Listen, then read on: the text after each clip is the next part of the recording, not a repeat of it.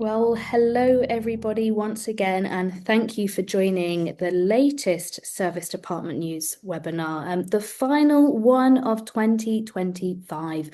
And today I'm going to dust off my crystal ball and share some predictions as to what I believe are going to be big in the year ahead.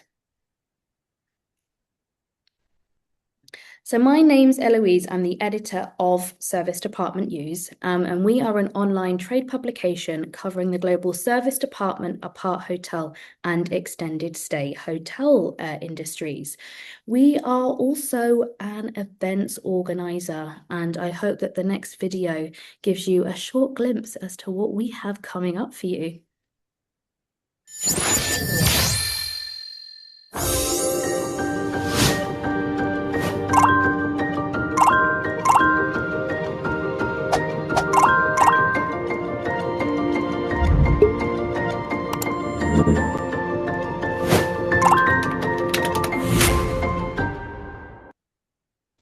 That's right, people. We are live with entries for the 2026 Serviced Apartment Awards. And as you saw from that short video, we have two new categories this year for the best in-room supplier and for the best travel influencer. So our awards are no cost to enter, and you could enter as many of the 21 categories as you like up until the deadline date of March the 27th this year. We're absolutely delighted to have City Pop as a headline sponsor for next year's event. So there are more details in the chat, including your entry submission. So please get in early is probably the best, my best recommendation to you all. And also my contact or my colleague Katie, her details are also in the chat if you want to learn more about the event. So a brief overview of how today's webinar is going to run. I have 5 trends that I would like to showcase today. And each of these 5 trends are going to be positioned as a 10-minute Q&A with 5 industry experts. This webinar is being recorded, so everyone that has registered will receive a copy of the recording as well as a written summary of the key takeaway points.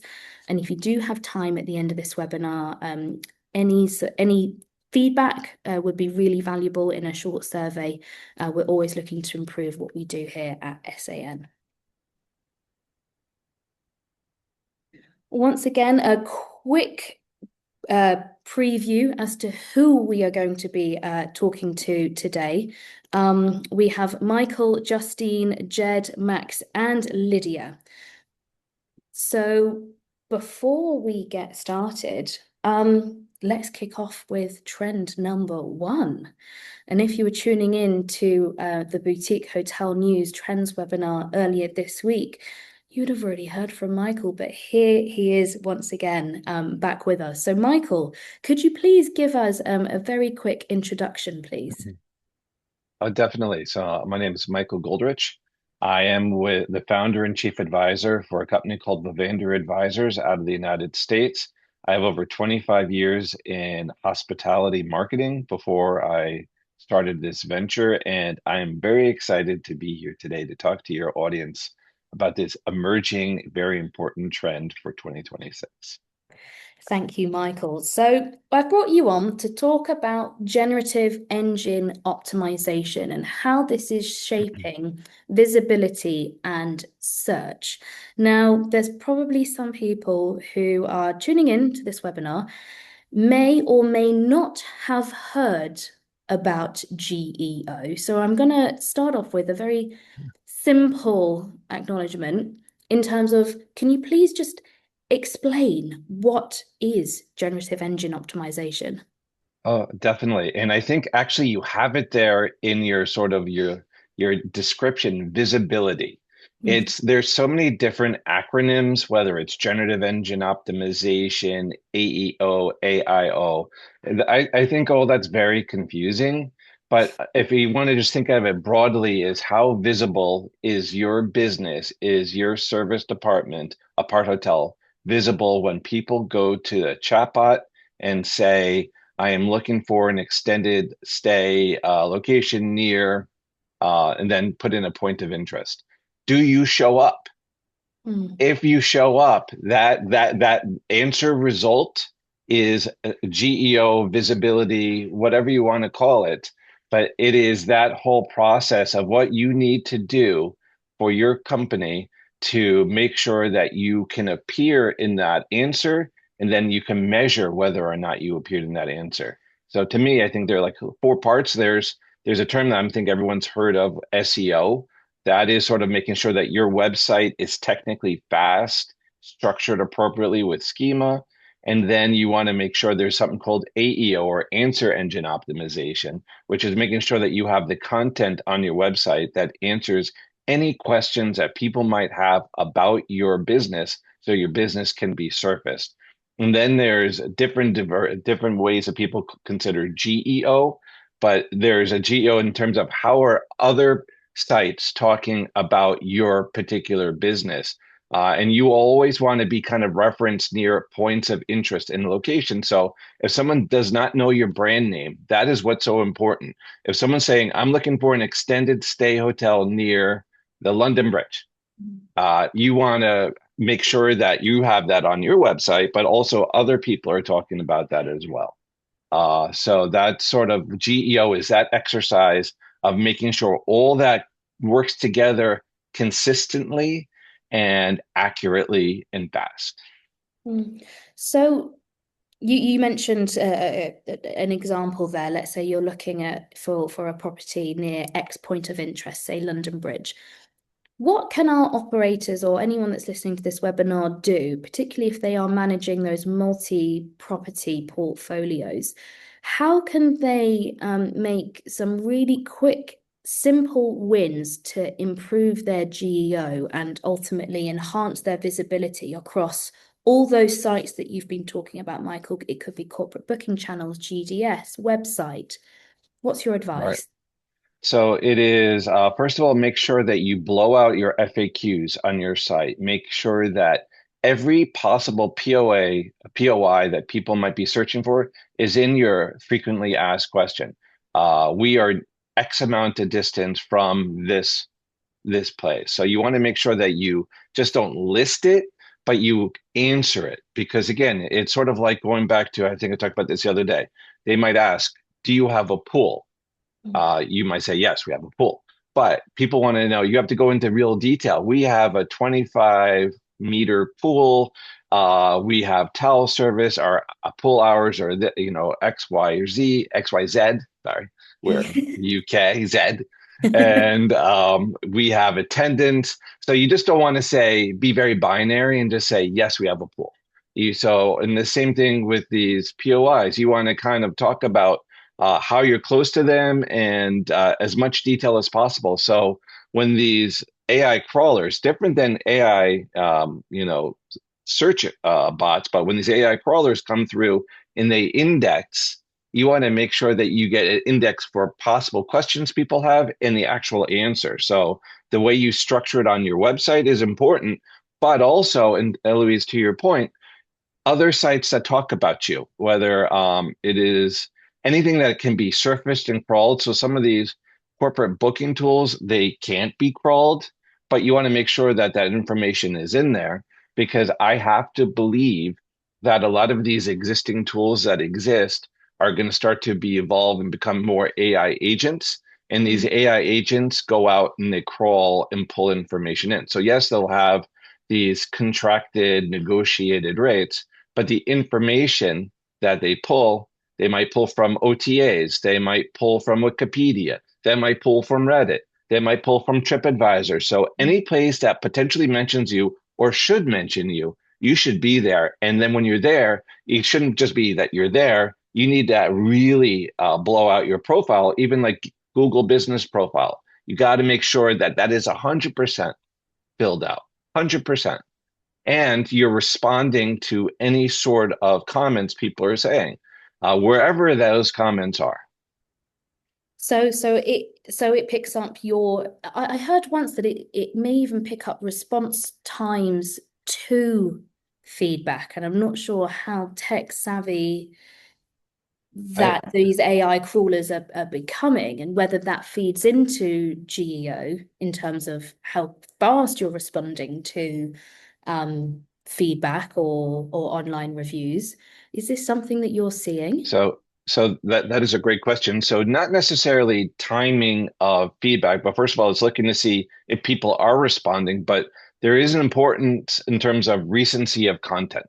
So you need to constantly be refreshing your content because these crawlers, if you think about it, they are incentivized to deliver the best, latest information.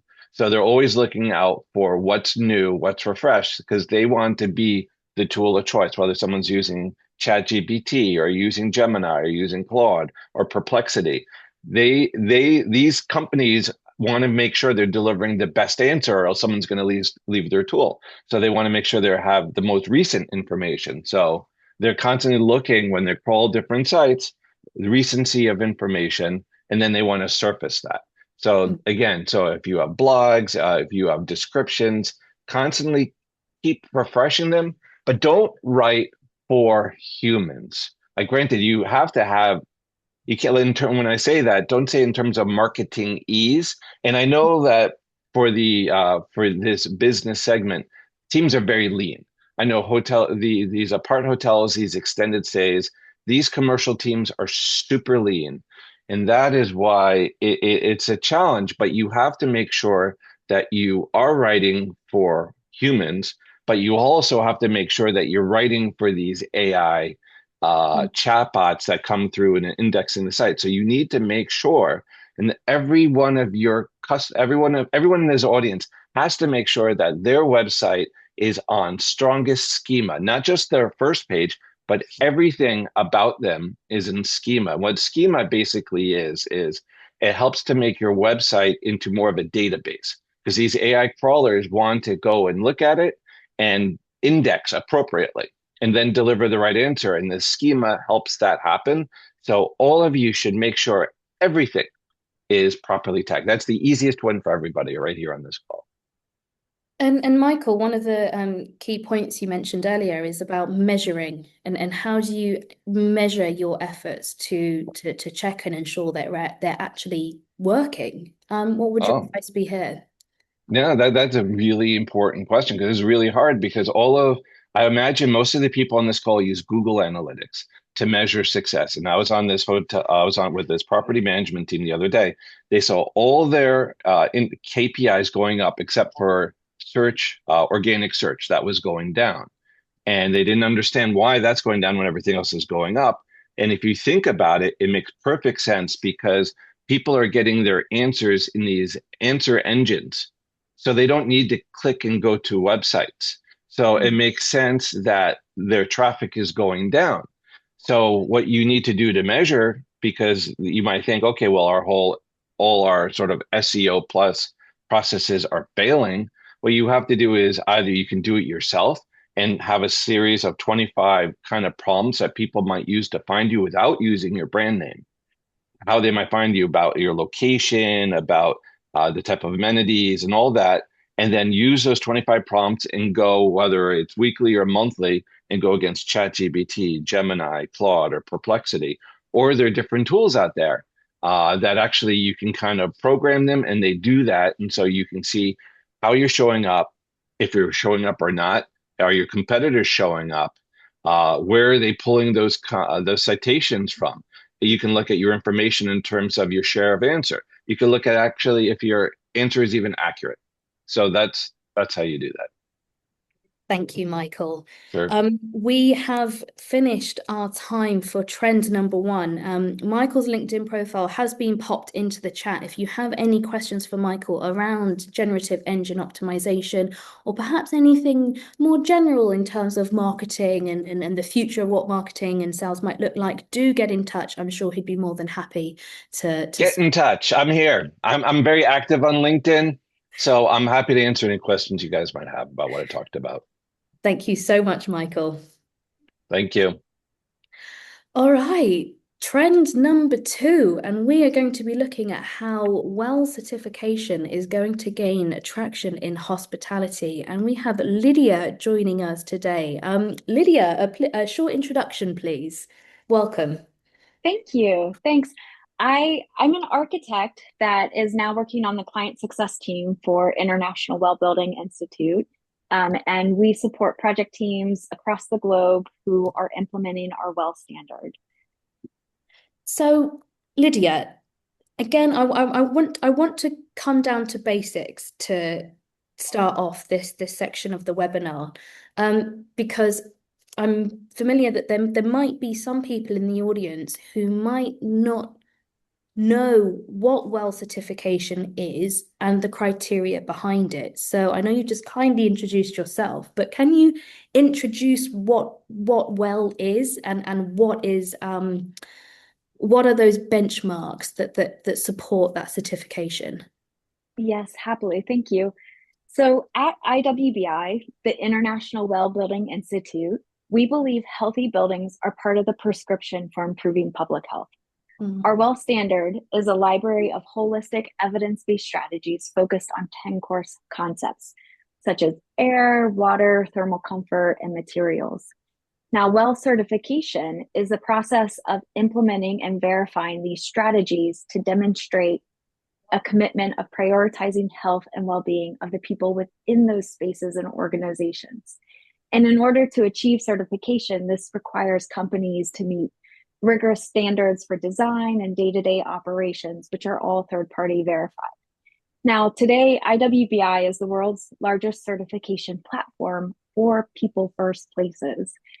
Our approach is having a real impact with over 6 billion square feet of adoption across almost 140 countries. And frankly, this growth reflects a fundamental shift in viewing buildings as powerful tools to support human health and performance.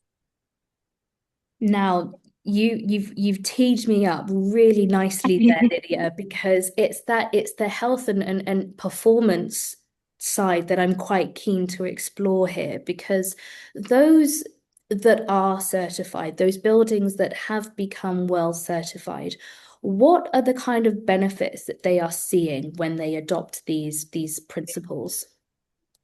Yeah, I mean it's a really great question, and it's not a simple answer. I mean, buildings are not just four walls and a roof. They're ecosystems that can either support or undermine our physical health, our mental and emotional health. So, given that we typically spend up to 90% of our time indoors, it's really critical that our indoor environments are designed and operate to really help us feel our best and connect with others, a community, and really reach our full potential. So, in terms of the benefits, we have a wealth of data and research that shows how health focused strategies and well certification drive both people's well being and stronger organizational performance.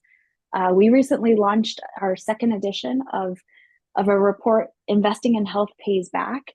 And this has over 250 independent research studies informed by well projects. And the research is clear. Well buildings outperform non-certified, conventionally designed, newly constructed peers. And some of this research, for example, shows that well buildings drive on average 39% higher occupant satisfaction, and also that the rents for these well certified spaces, the value of the real estate assets, have an increased 7.7% higher rental per square foot. So the research is quite clear. We are one of the leading, well is the only well building certification in the world with this unmatched level of independent peer reviewed evidence that shows it helps people thrive and strengthen organizations and really creates that market advantage. Mm-hmm.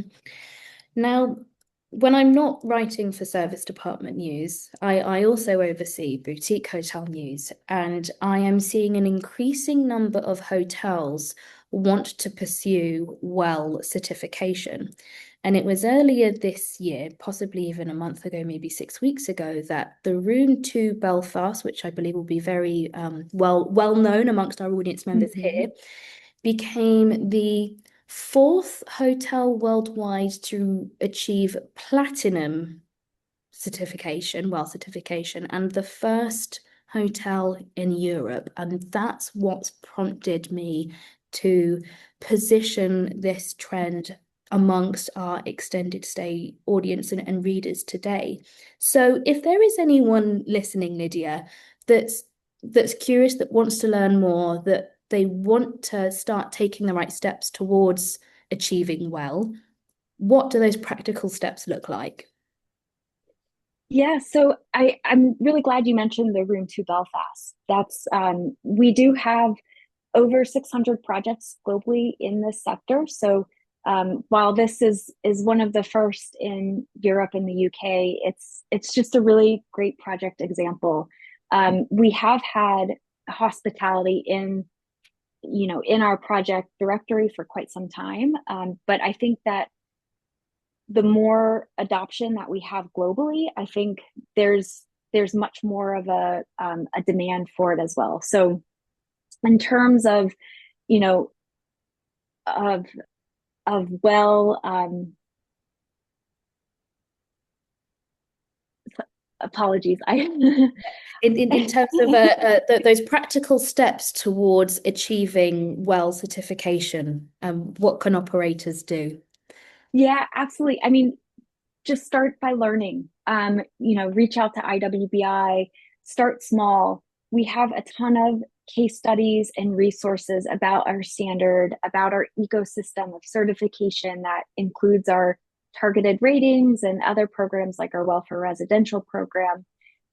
We're people first places, and so please get in touch with us. We have a lot of great resources. You can connect with us on social media for regular updates and insights on how the standard is being applied globally. And we also have a people and projects directory on our website. So all of this is at wellcertified.com.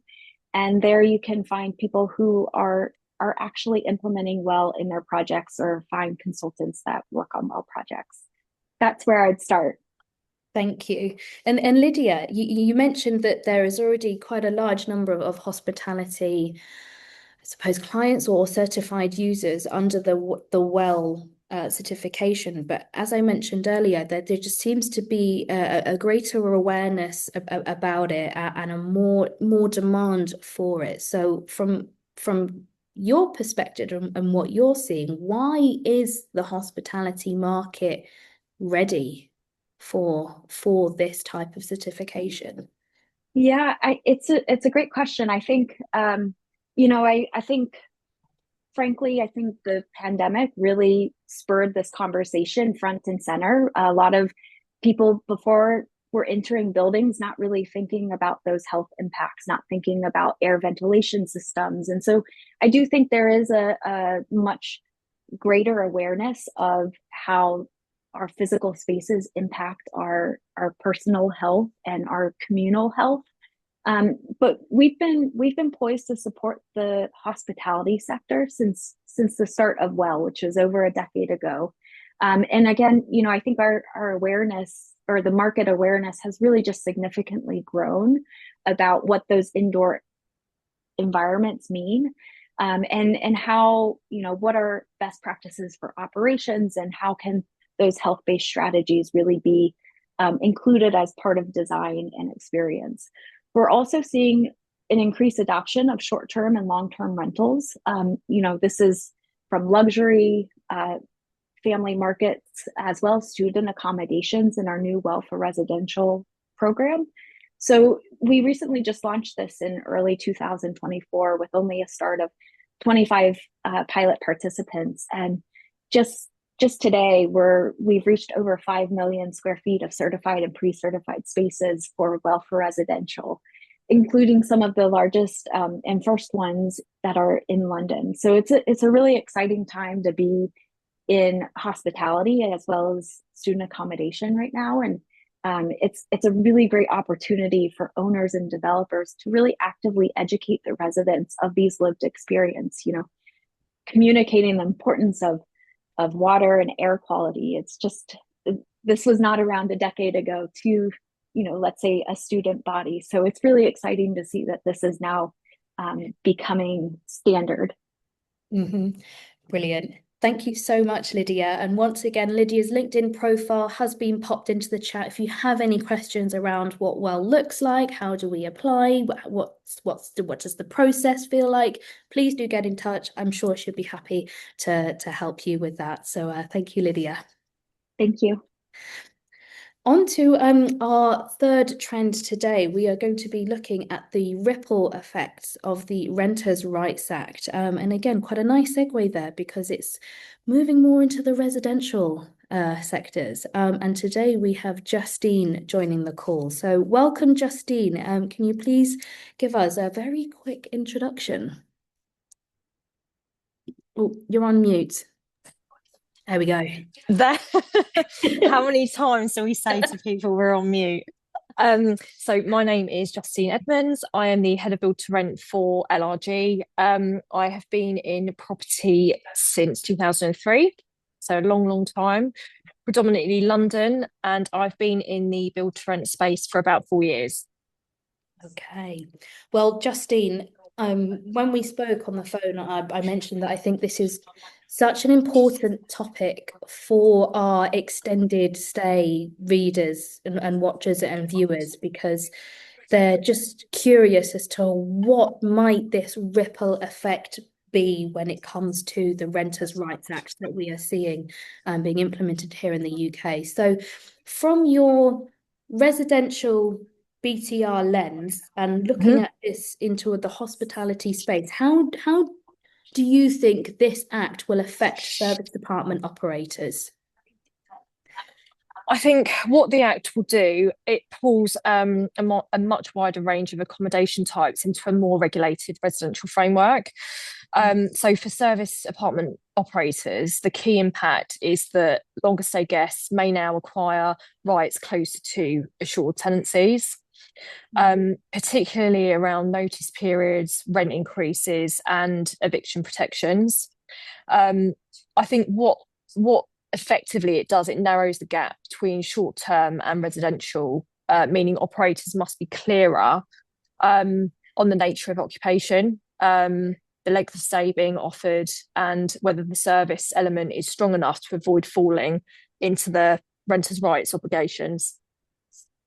So I think one of the biggest questions that I have heard from operators is will this how will this apply to our extended stay guests? So I think my question to you, Justine, is when might these measures truly apply to extended stay guests that are staying in service department products? And what are those operational changes that operators should consider? We've lost you on camera, but I can still hear you. Can you see me? Here we go. All good. I'm really sorry. No, don't be. We're all good. I'm sat in a cafe at the moment. So no, going back to your questions with the renters' rights. So it's going to affect stays that exceed 90 days. And what that'll do is it'll start to resemble a residence. Services reduce over time, making the occupation more akin to a standard tenancy, and that's what's going to affect. Long-term guests using the address for work, banking, schools, signalling that they're using the accommodation more as a home than a temporary stay. And operationally, in terms of what you'll need to review is license versus tenancy language. That's going to be a massive thing, as well as housekeeping levels, and just clear guidelines. And again, this is playing more into your world of BTR. A lot of service department operators, or many that we know, will lease X amount of units or maybe entire floors from BTR developers, and it supports with those lease up strategies. So how might the Renters' Rights Act affect or change those partnerships, those lease agreements between the BTR and the extended stay operators? I think That's a good question.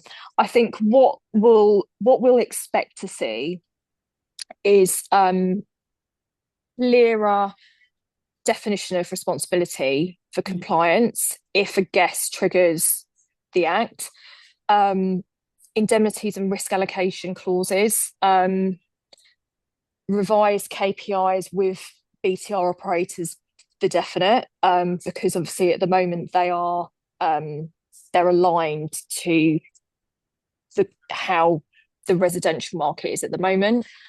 And then tighter control on pricing, deposits, and contract templates.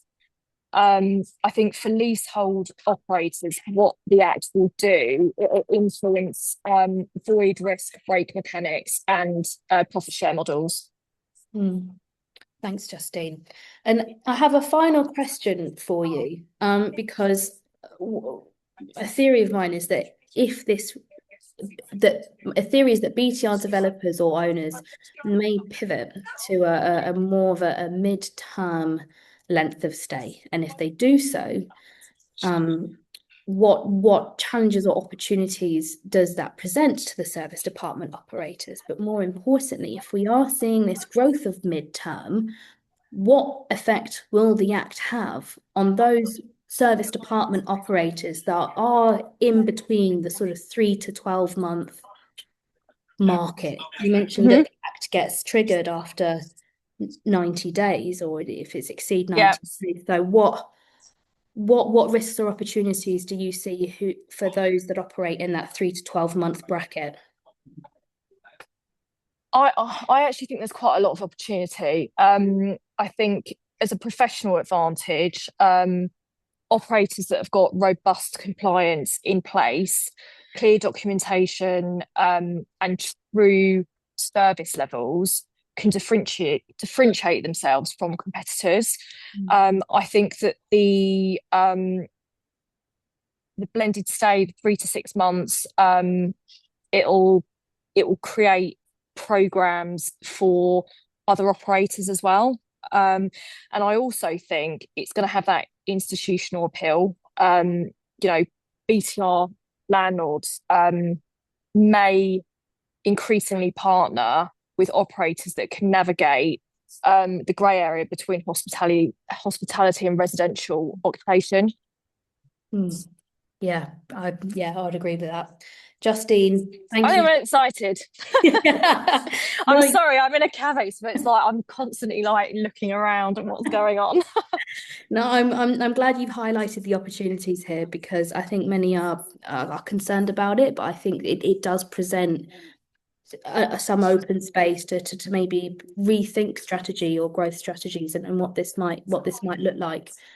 So I think it's a good thing. Nice one.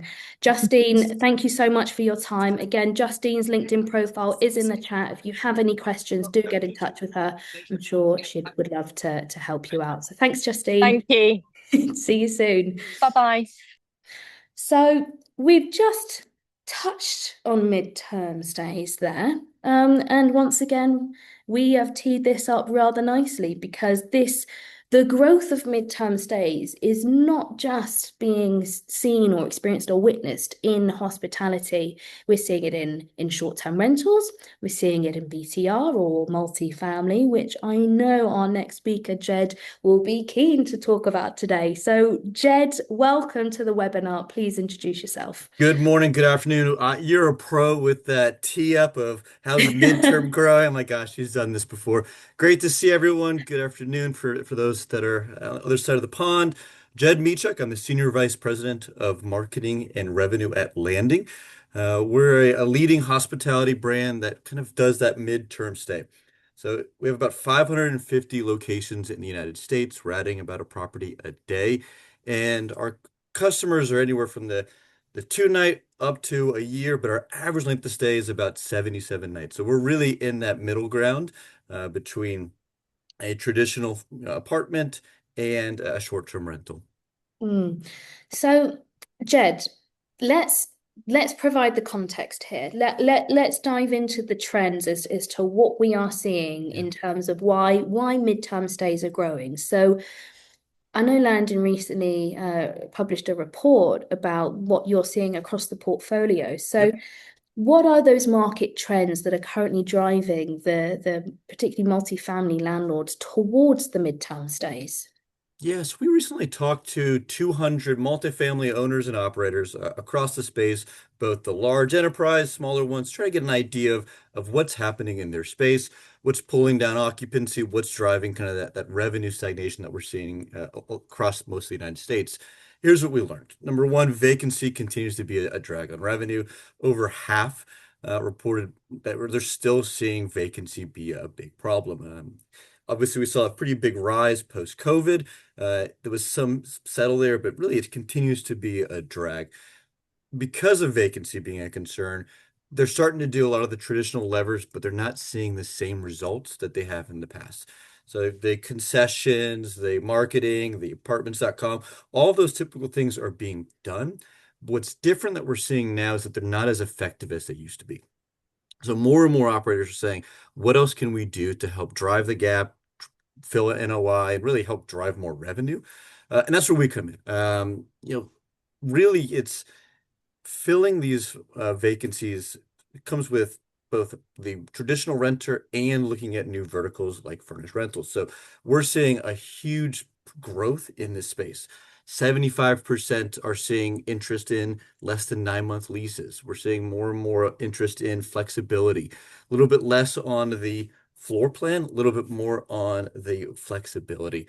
I think that was pretty interesting to us to see. It's not just ourselves that's seeing it, but in the operators, saying that half are thinking about doing this midterm rental space, the furnished housing space, but they really don't have the operational know-how or the time to invest in it to make it happen.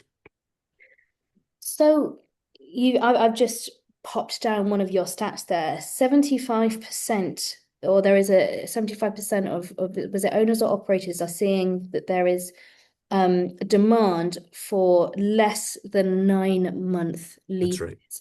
So in terms of the guest profile, the demographic, That's right.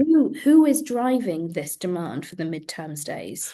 Yeah, recently I got asked this question in our board meeting, who's your customer, right? And I started answering, and then I said, like, there's so many different types of customers that it's really pretty broad.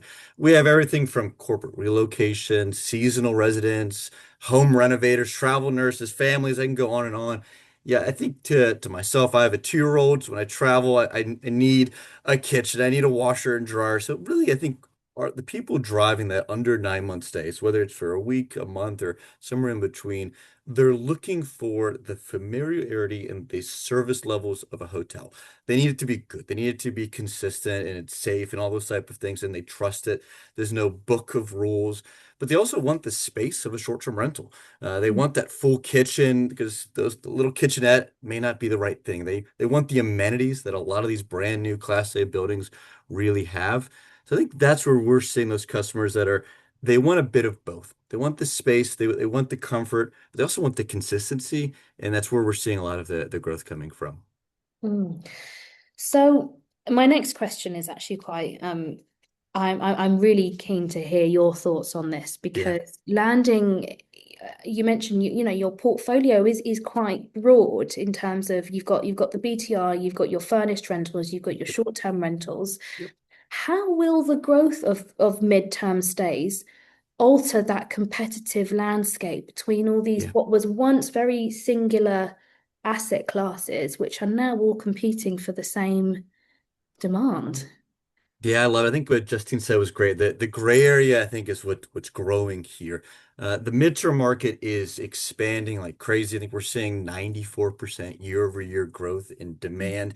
The Google trends, if you search like flexible housing, midterm rentals, extended stay, anything like that, you're seeing incredible growth just on the demand side. And we're seeing a lot of the hotel players start to catch up. You have Studio Res and Live Smart and Hyatt Studios. All these brands are trying there. Uh, they're not seeing a ton of growth, and it's because I think hotels can only go so far. I spent 10 years with Hilton before joining Landing, so I have a decent idea of that side of the house. I think what multifamilies naturally offer that hotels really can't is just the more space, the full kitchen, those amenities I was talking about. hotels can try, but I've worked out at a hotel gym. They're typically not the same as a lot of the multifamily gyms that I go to, and things like that make an impact. I think a lot of the operators and builders in this space are putting a lot of time in those amenities. Over the last 5 years, we've seen that grow.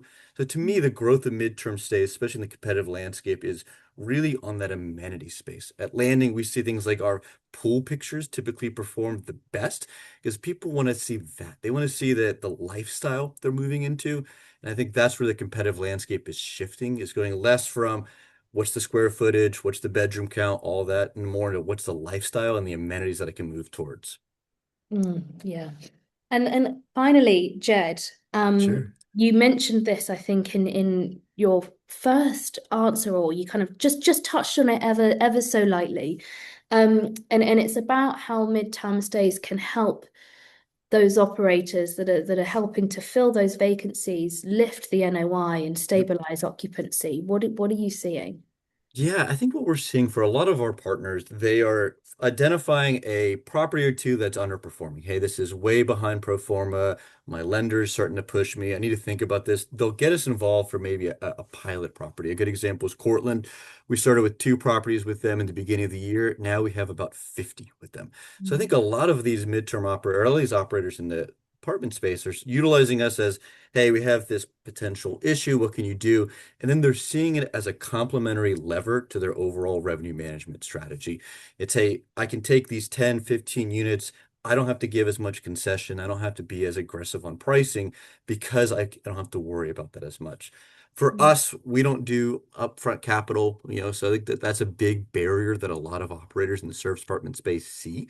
It costs a lot of money to get furniture and to run it and to do all the verifications. So that's why operators like us, I think, are seeing some of this growth. Um, but to us, it's really the balance between identifying those troubled properties and growing. That's where I see kind of the impact to NOI is really on the vacancy. Coming from hospitality, I think you don't quite see that same adoption yet in multifamily, but it's that whole, as soon as that plane flies, you can't sell those seats anymore. And I think multifamily operators are starting to understand that it's perishable good. Every single day that the unit sits vacant, it's costing revenue. So hospitality and airlines and grocery stores have realized that for a while. And I'm starting to see more adoption in multifamily of getting that concept of you have to fill the units to make the money. Yeah, brilliant. Thank you, Jed. Once again, Jed's LinkedIn profile is in the chat. Do connect, carry on this conversation. There's plenty to digest there. So thanks, Jed. Thank you so much. And finally, today's fifth trend, we are going to be looking at net operating income and why there is going to be a greater focus on this KPI. Max, welcome to the webinar. Can you please introduce yourself? Yeah, thanks, Eloise. I'm Max Skipworth-Button. I'm a partner at Lefroy. We are a London-focused real estate investment and development company. We have a sister business called Séjour, which is a lifestyle brand, and they're our operating partner to all of the blocks that we buy and develop. Exciting times. So, Max, I'm gonna go straight in here for the kill, and then this is why is NOI becoming such a critical KPI for investors, but also operators too?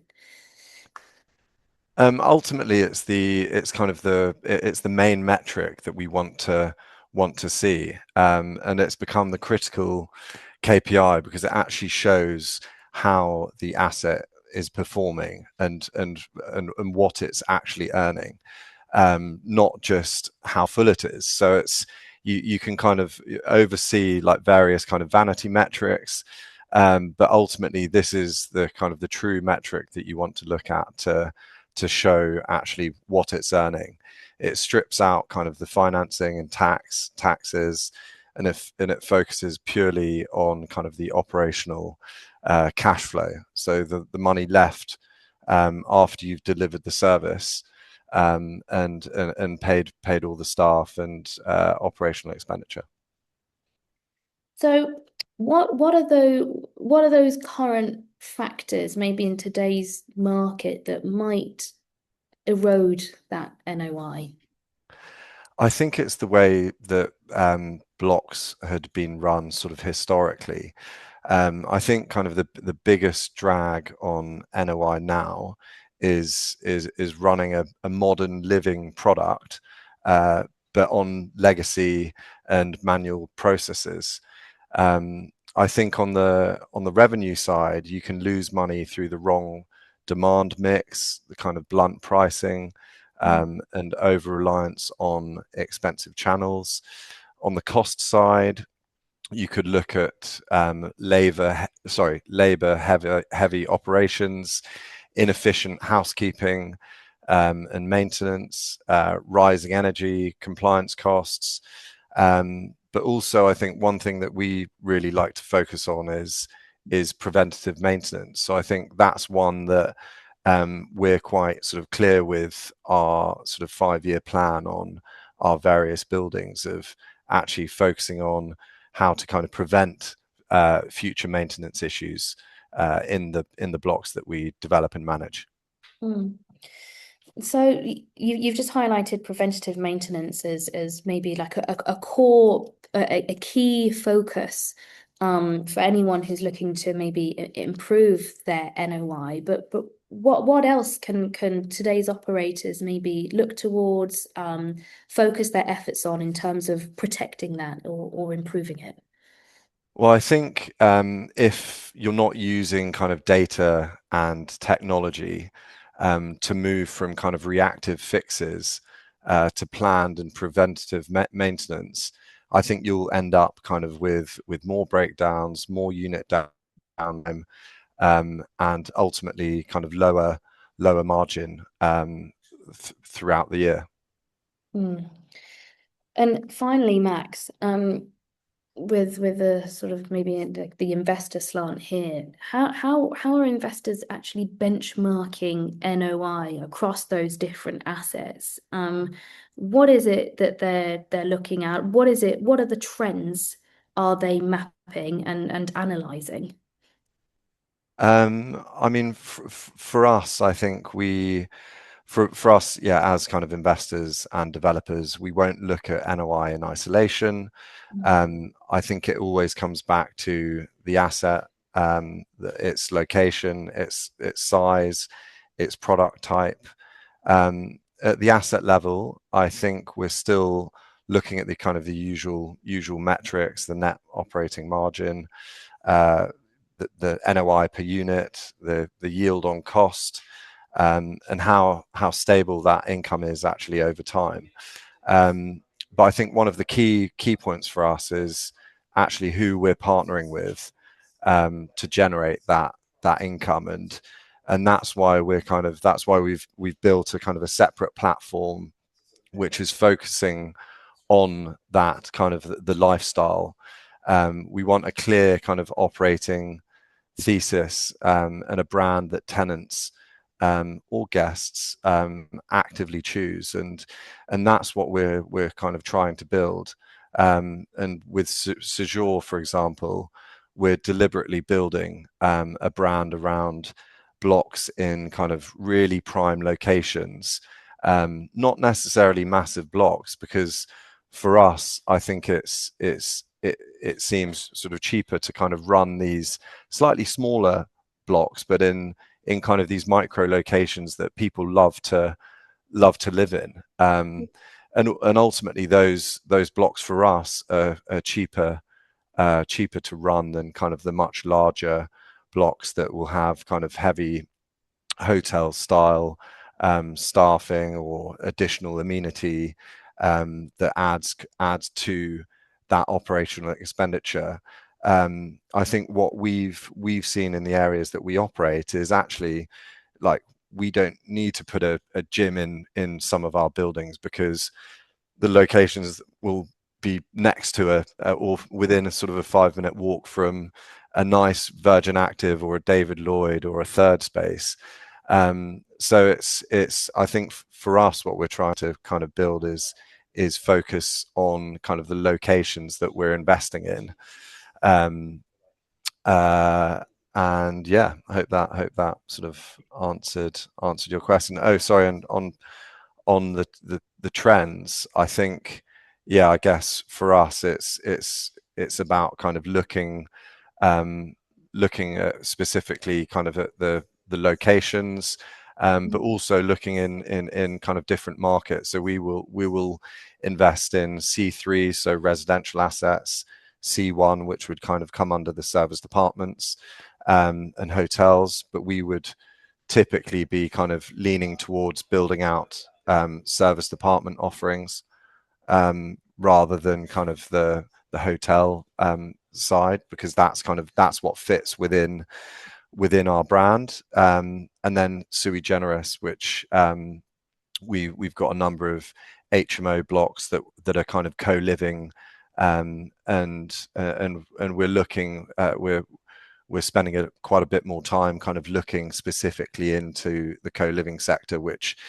is becoming more and more popular. I think there's some viewers of today's webinar who are also looking to dip their toes into the co-living sector, if not they're already doing so. Max, I am definitely going to be picking your brains about Séjour off screen. Is there anything that you can share about this brand, first locations, rollout plans? Yeah, absolutely. I mean, it's only sort of recently been launched. We're finishing a building in Kensington Garden Square in W2. That'll be 31 co-living assets. There are a number of blocks that we've finished over in the last couple of years around Notting Hill and Earls Court and South Kensington that will all be part of the platform. So it's early stages, but that's something that will be rolling out, and those blocks will all be onboarded to the platform.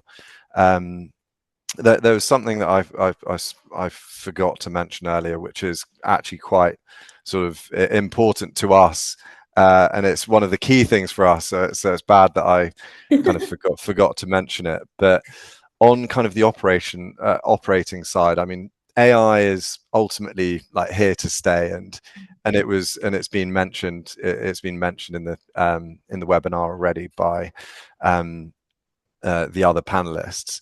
And ultimately, I think those who don't adopt will structurally underperform, as others will become more efficient. And that's something we look at when we're buying assets, is how can we improve the way that this asset operates. And I think operationally within the operations business, that's even more so important, and it allows those teams to become more and more efficient. So even on kind of pricing side of maintenance and cleaning, where historically we may need to send out a cleaner or a maintenance manager to go and kind of cost out what a job will cost.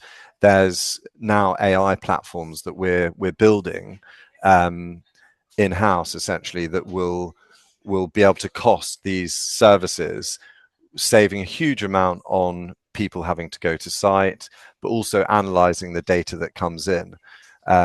And I think that is one of probably the key things for an operator to do in order to become more and more efficient is I guess we all need to be on board with AI, and it's about how you use it to become a more efficient platform, and improve your operational efficiency.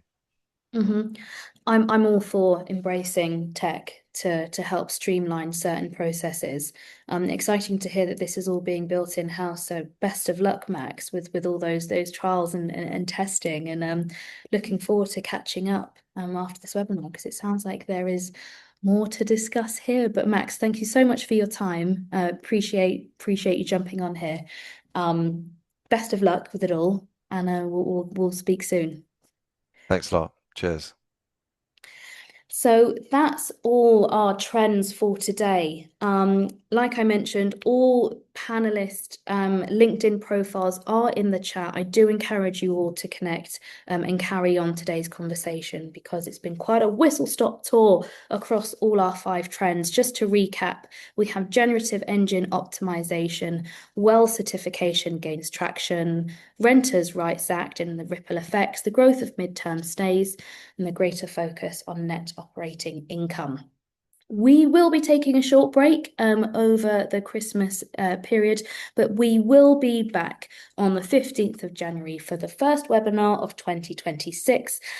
And rather timely and topical, we're going to be talking about why automation is the new competitive edge. This will be hosted in German, but there will be English transcripts live. So do register for this webinar. You will receive a written summary in English should you wish to learn more. And the link to register has been popped into that chat. And if you're interested in working with us, either across digital events such as this webinar, or perhaps our in-person events like the Service Department Awards, do get in touch with my colleague Katie. Her details are on your screen and will also be popped into the chat. Finally, thank you so much to our 5 industry experts today. Really enjoyed today's conversation. Really looking forward to my time off over Christmas. So Merry Christmas, everyone. Have a cracking time. Enjoy the break and have a wonderful new year. And I'll see you back in January.